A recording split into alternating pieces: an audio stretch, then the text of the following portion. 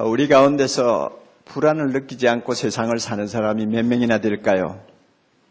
다 겉으로는 태연한 것 같아도 마음 구석에는 이런 이유 저런 이유로 불안을 안고 살고 있으며 그 가운데 또 얼마는 불안의 장애를 가지고 밤낮 없이 시달리면서 세상을 살고 있습니다.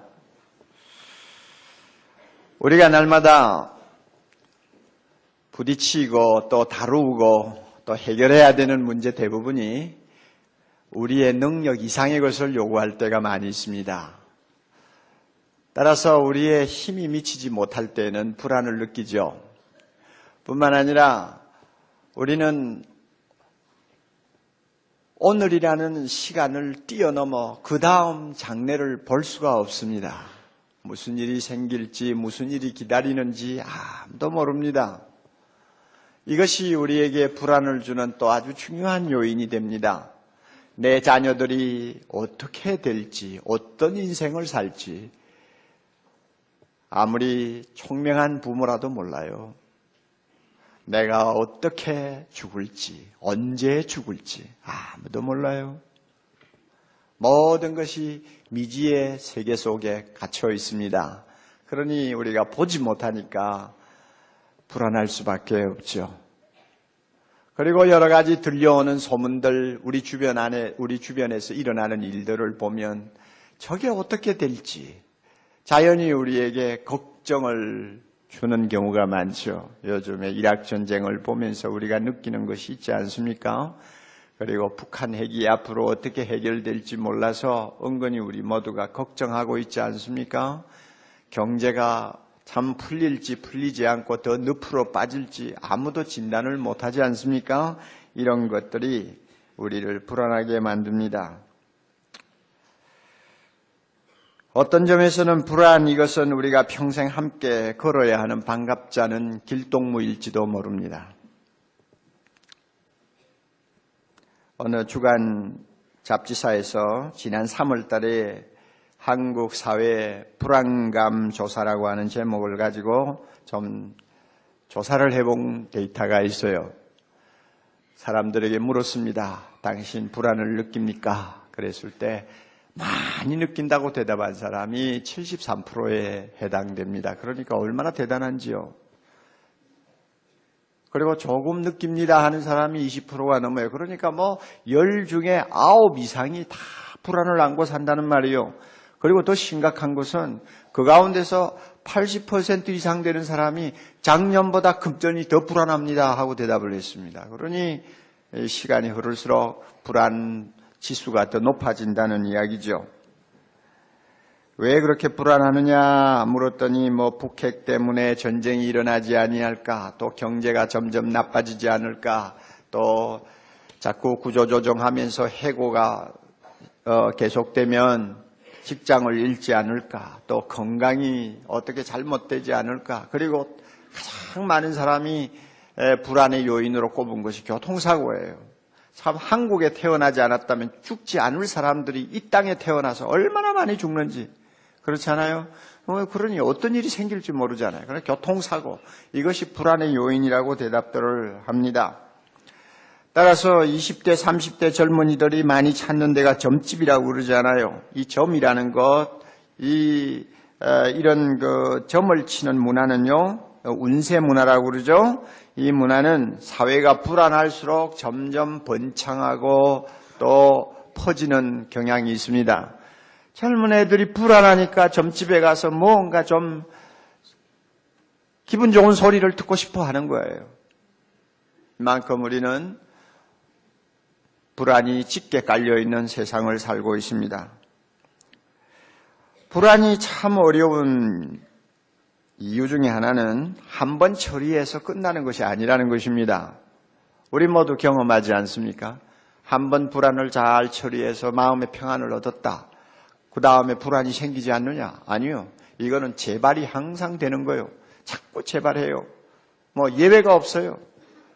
재발을 한단 말이에요. 그러니까 이건 정말 다루기 어려운 거예요.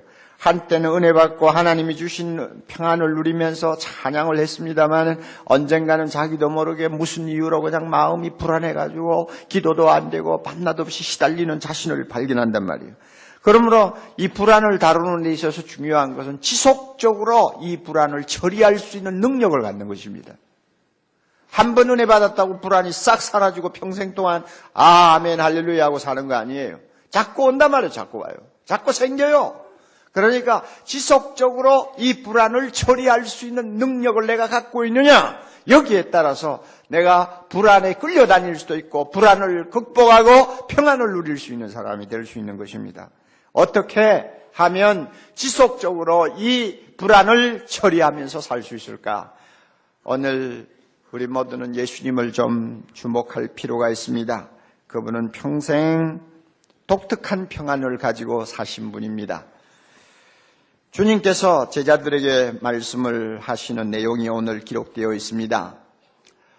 예수님이 이제 십자가에 죽으실지 모른다고 하는 불안이 감돌고 있는 아주 험악한 분위기입니다.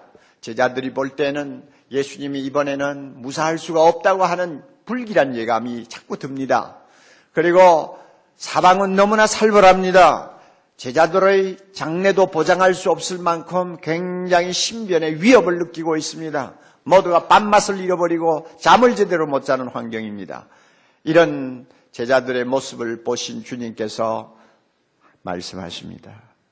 평안을 너희에게 끼치노니 곧 나의 평안을 너희에게 주노라. 내가 너희에게 주는 것은 세상이 주는 것과 같지 아니하니 마음에 근심도 말라, 두려워하지도 말라. 주님이 자기 마음에 갖고 있는 평안, 즉 나의 평안을 제자들에게 주신다고 합니다. 이런 평안이 어떤 평안일까? 여러분 한번 생각해 보세요. 주님이 갖고 계시는 나의 평안, 예수님의 평안. 주님이 평생 세상을 살면서 마음에 간직하고 누렸던 그 평안을 지금 공포에 짓눌려 있고 불안에 떠는 제자들에게 주신다고 그랬어요. 나의 평안을 너희에게 주노니. 자, 이 평안이 어떤 평안일까요? 열이 나면 아스피린 먹지 않습니까? 아스피린 매달 먹으면 금방 열이 떨어져요. 자, 주님이 주신다고 하는 나의 평안이라는 것은 이런 것일까? 주여 주시옵소서 하고 그냥 받아 먹으면 그 시간에 마음에 있던 불안이 눈 녹듯이 싹 사라지는 이런 무슨 특효약 같은 무엇일까요? 그런 것 같진 않아요. 또 어떤 때는 그럴 수도 있죠. 특별히 예수를 처음 믿은 자녀들에게는 자주 체험이 되는 일입니다만은 참 어떤 때는 신비스러운 평안이 우리의 마음을 가득히 채우고 어제까지 그렇게 걱정하고 불안해하던 사람이 평안한 마음을 가지고 찬송하는 모습을 우리가 봅니다.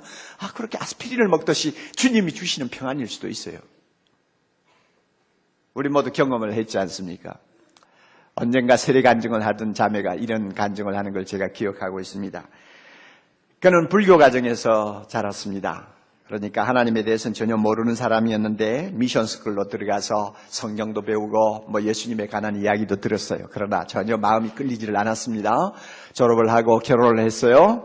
결혼을 해서 참 가정에 대한 결혼 생활에 대한 푸른 꿈을 가지고 시작을 했습니다마는 이상하게 결혼 생활하면서 마음의 허젓함, 불안함이 떠나지를 않았어요.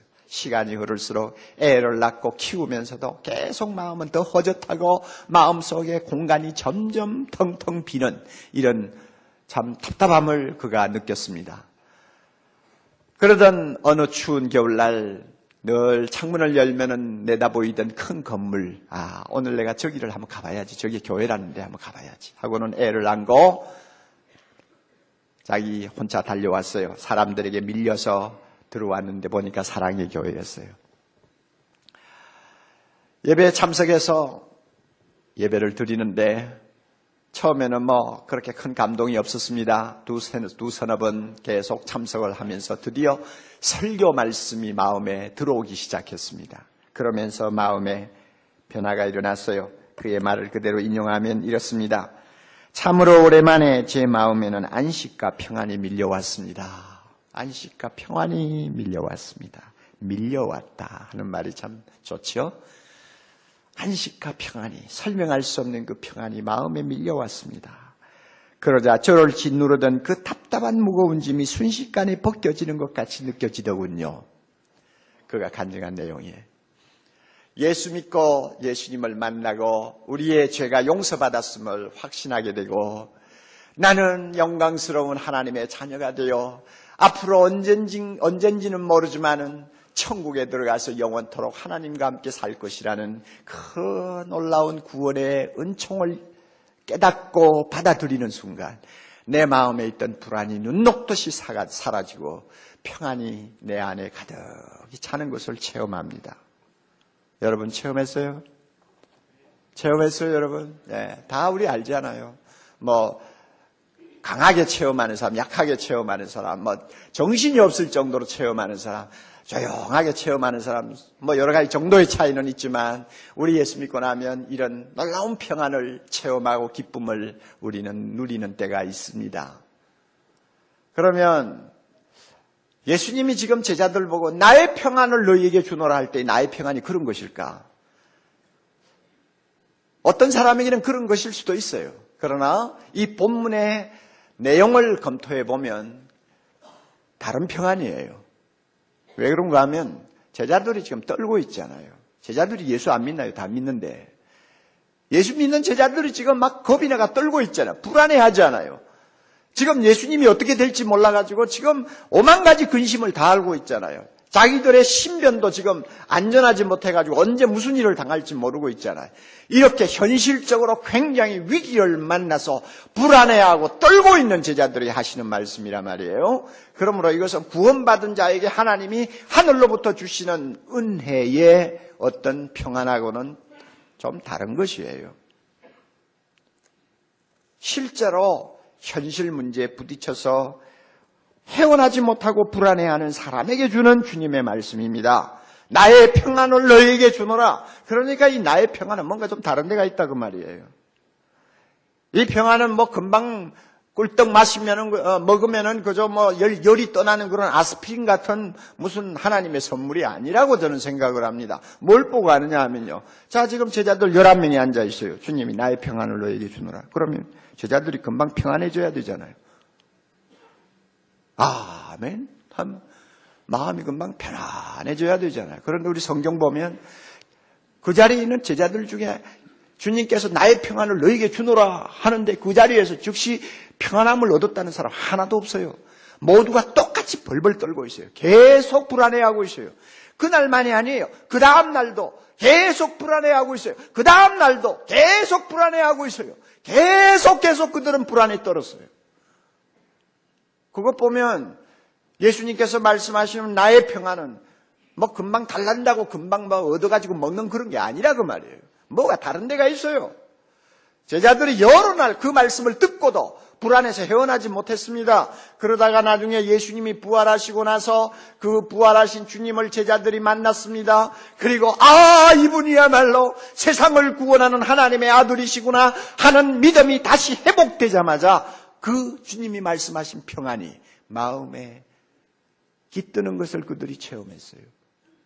그리고 성령이 임하시고 성령이 모든 진리를 깨닫게 하시고 하나님의 놀라운 나라의 비전을 그들에게 보여주셨을 때 비로소 그들은 주님이 말씀하신 평안이 무엇인가를 알게 됐습니다.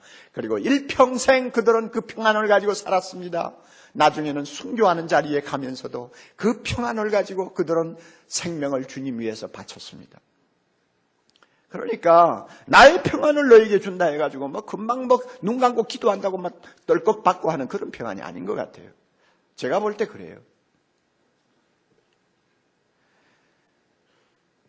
주님이 주시는 이 나의 평안은 우리가 어떤 합당한 조건들을 갖출 때 뒤따라오는 특별한 은혜입니다.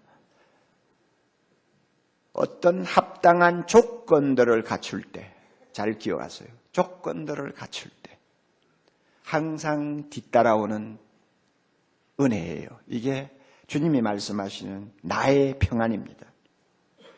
예수님을 주목하세요. 그는 대적하는 많은 사람들에게 둘러싸여 한평생을 사셨습니다. 그를 향하여 돌을 드는 사람들과 상대해서 그는 사역을 하셨습니다.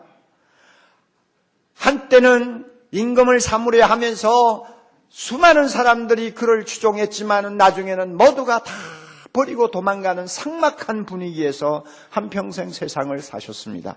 그러면서도 그는 마음속에 평안이 있었습니다. 그 평안이 어떻게 해서 가능했을까요? 주님의 한 생을 우리가 조용히 묵상해보고 주님의 말씀을 우리가 검토해보면 어느 선까지 우리는 추론할 수가 있습니다. 아, 이래서 주님은 평안을 유지하셨구나.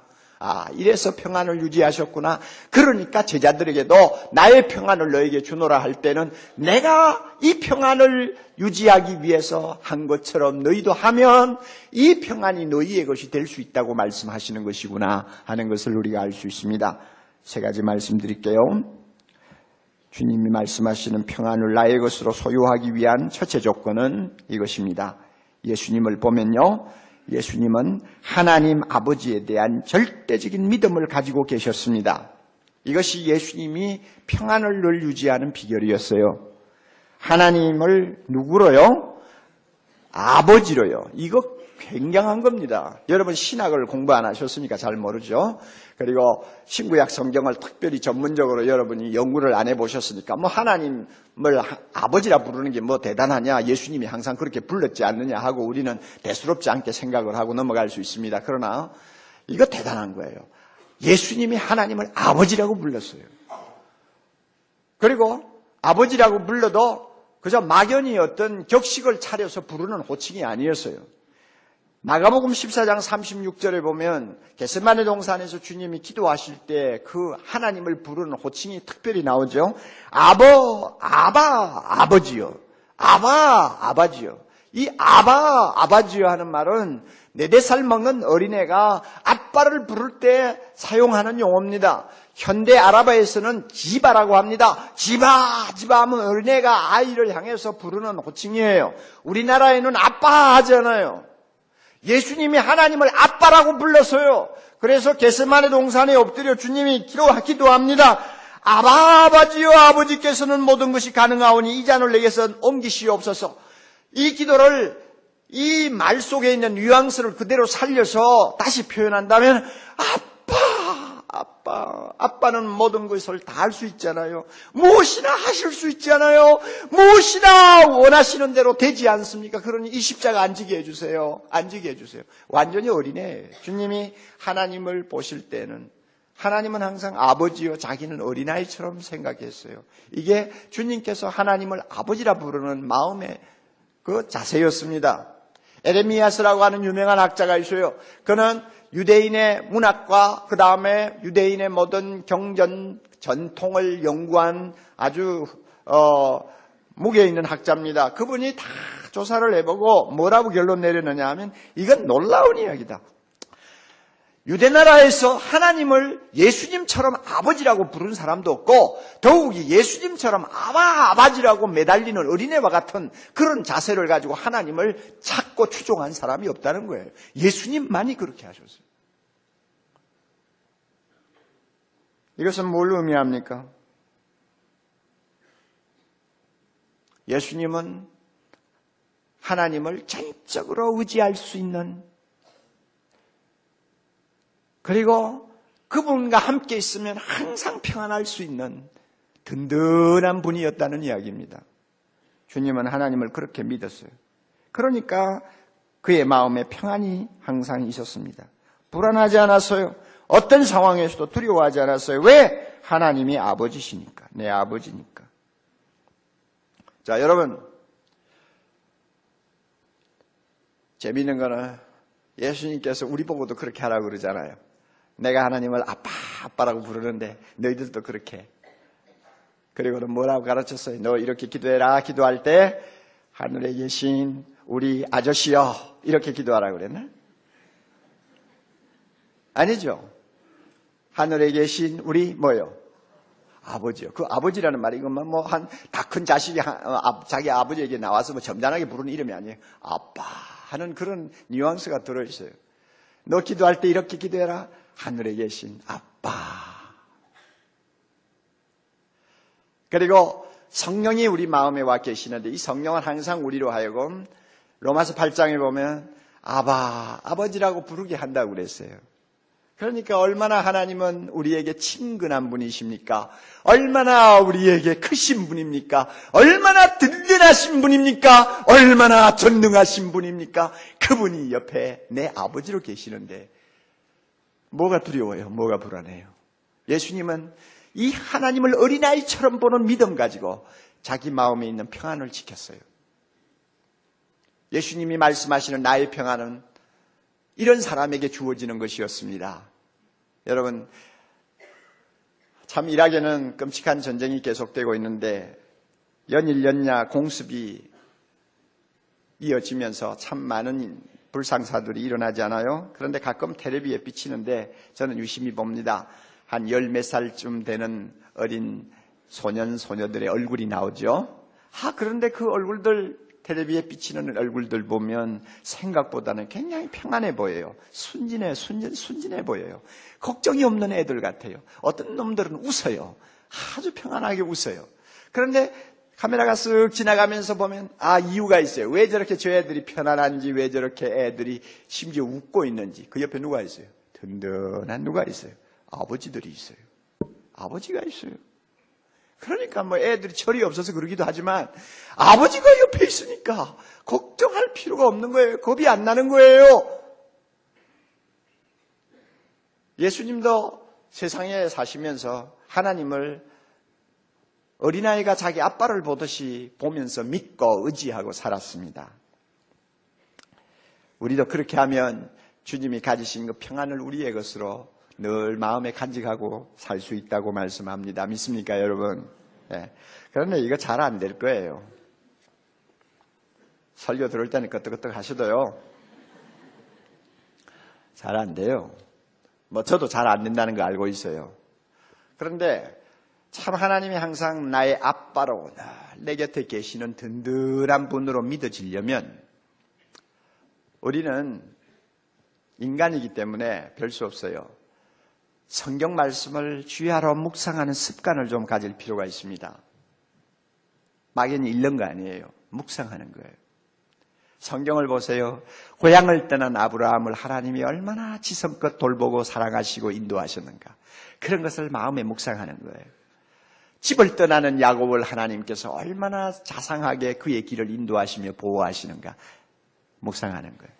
사망의 음침한 골짜기를 헤매던 다윗을 하나님께서 얼마나 지극하게 간섭하시며 인도하시고 평안하게 하셨는가 우리는 말씀을 통해 계속 보지 않아요?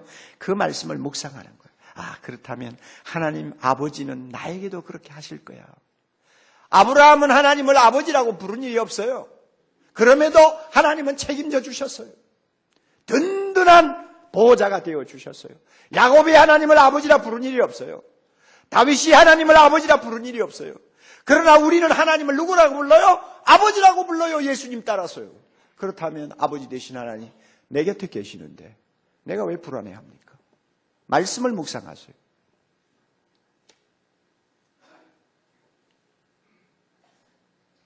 시편의 17편 1절 여호와는 나의 빛이요 나의 구원이시니 내가 누구를 두려워하리요? 여호와는 내 생명의 능력이시니 내가 누구를 무서워하리요? 이런 말씀을 마음에 담고 묵상하세요, 여러분.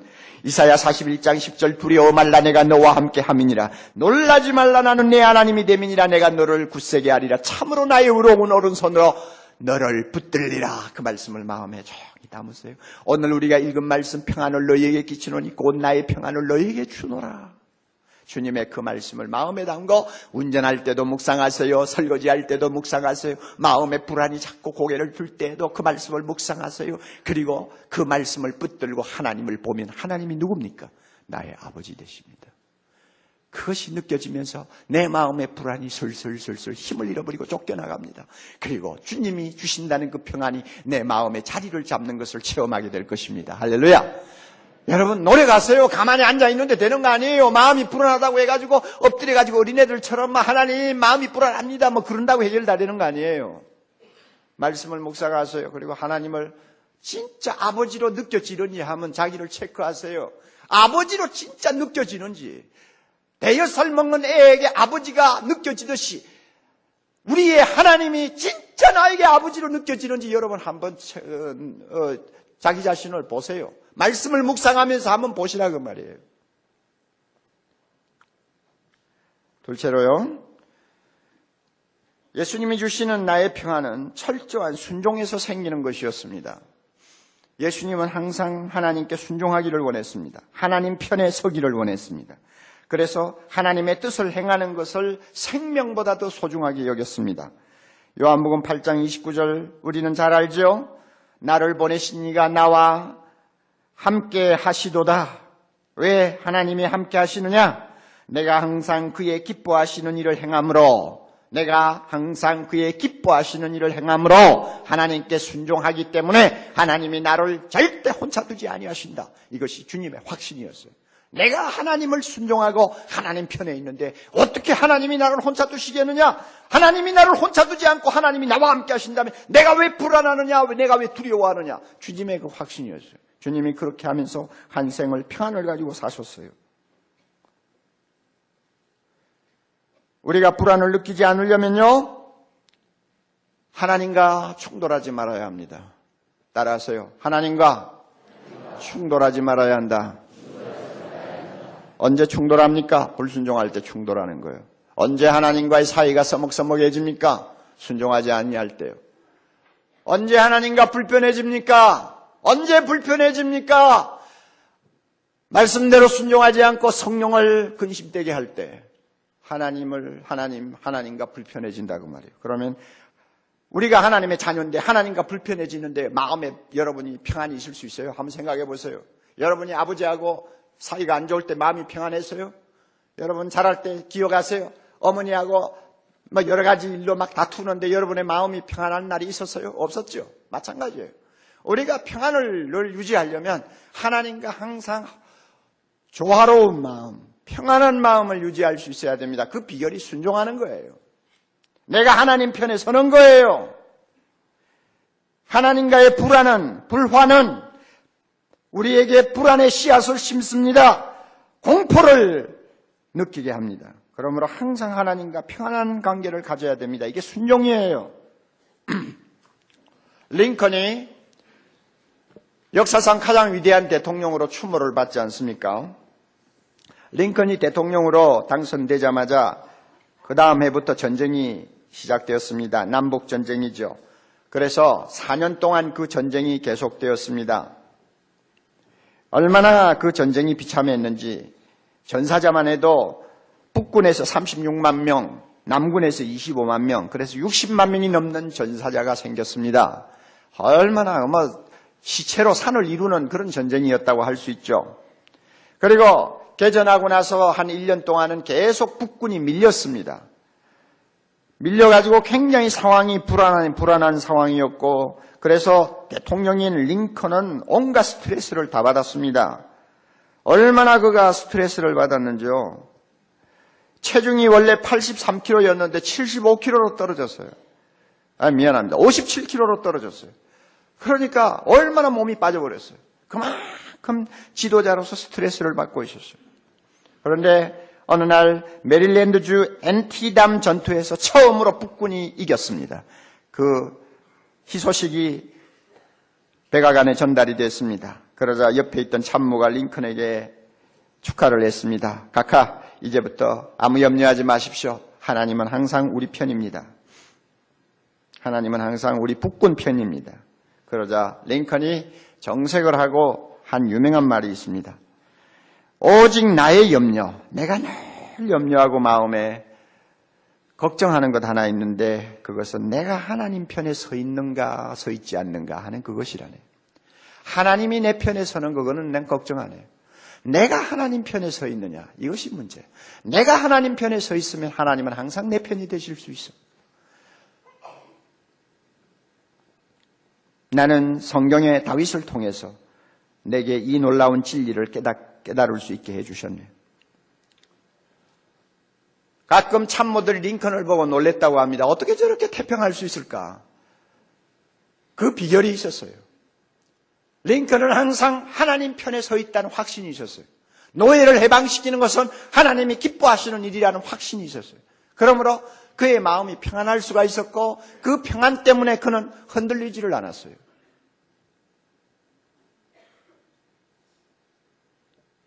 여러분은 어떻습니까? 우리는 항상 하나님이 내 편이 되어주기만을 기다리고 있잖아요. 그러나 내가 하나님 편이 되는 것에 대해서는 별로 관심이 없잖아요. 하나님 편이 되기를 원하세요. 예수님처럼 말이죠. 그래서 순종하세요. 순종하는 사람은 하나님 편에 서는 사람입니다. 말씀을 배웠으면 지키세요. 진리라는 것을 확신했으면 그대로 살려고 노력하세요. 그래서 하나님 편에 서면 하나님은 항상 내 편이 됩니다. 믿습니까? 그럴 때 내 마음의 평안이 머무는 거예요. 하나님과 충돌하면서 내 마음이 편안하지 못하다고 늘 하나님 앞에 평안 달라고 기도하는 것은 그것은 너무 유치하고 앞뒤를 모르는 사람이에요. 세 번째로요. 주님이 주시는 나의 평안은 간절히 기도하는 데서 얻는 것이었습니다. 예수님은 일평생 기도하시는 분이었습니다. 아버지 하나님께 기도했습니다. 기도가 불안을 극복하는 비결이었습니다. 주님이 드리신 기도 가운데 가장 감동적인 기도는 겟세마네 동산의 기도였습니다. 겟세마네 동산에서 주님은 세상죄를 짊어진 어린 양이 되셨습니다. 가장 큰 산, 크고 쓴 잔이 입술 가까이에 머물고 있었습니다. 다할 수 없는 약함, 더할 수 없는 슬픔, 더할 수 없는 고뇌가 그를 사로잡고 있었습니다. 그의 영혼을 쇠약하게 만들고 있었습니다. 두려움과 놀라움이 그를 떠나지 않았습니다. 그래서 그 시간은 사탄의 시간이었고 어두움의 시간이었는데 그 시간에 잠깐 주님은 평안을 잃어버렸습니다. 그럴 때 어떻게 했습니까? 무릎을 꿇었습니다. 피땀을 쏟으며 전력을 다해 하나님 앞에 아바지여 하며 부르짖었습니다. 그 결과 하나님께서는 그에게 다시 평안을 회복시켜 주셨습니다. 그가 기도하는 자리에서 일어섰을 때 담대하게 이렇게 말씀하셨습니다. 제자들 보고 일어나라, 함께 가자. 보라, 나를 파는 자들이 가까이 왔느니라. 얼마나 담대합니까? 얼마나 평안합니까? 얼마나 든든합니까? 어디에서 이와 같은 평안을 얻었느냐? 기도하는 데서 얻었어요. 그러므로 나의 평안을 너에게 주노니 하는 말씀은 너희도 나처럼 기도하면 이 평안을 소유할 수 있다 하는 말씀과 같습니다. 사도 바울도 그렇게 살았습니다. 사도 바울도 평생 많은 두려움과 불안 속에서 그는 세월을 보냈는데요. 고린도후서 7장 5절 우리가 마게도니아에 이르렀을 때에도 우리 육체가 편치 못하고 사방으로 환난을 당하여 밖으로는 다툼이요 안으로는 두려움이라 밖으로는 다툼이요 안으로는 두려움이라 정말로 하루도 마음 놓고 쉴 수 없는 나날을 사도 바울이 보냈습니다만 그의 마음에는 평안이 있었어요. 평안은 있었어요. 그 비결이 어디 있는지 빌립보 4장 5절 6절에 그가 그 비결을 이야기합니다. 아무것도 염려하지 말고 오직 모든 일에 그 다음에 뭐요? 기도와 간구로 너희 구할 것을 하나님께 뭐하라? 아뢰라 기도해라. 그리하면 지각에 뛰어난 하나님의 평강이 도무지 이해할 수 없는 하나님의 평강이 설명할 수 없는 하나님의 평강이 너희 마음과 생각을 어떻게 할 것이라? 지키시리라.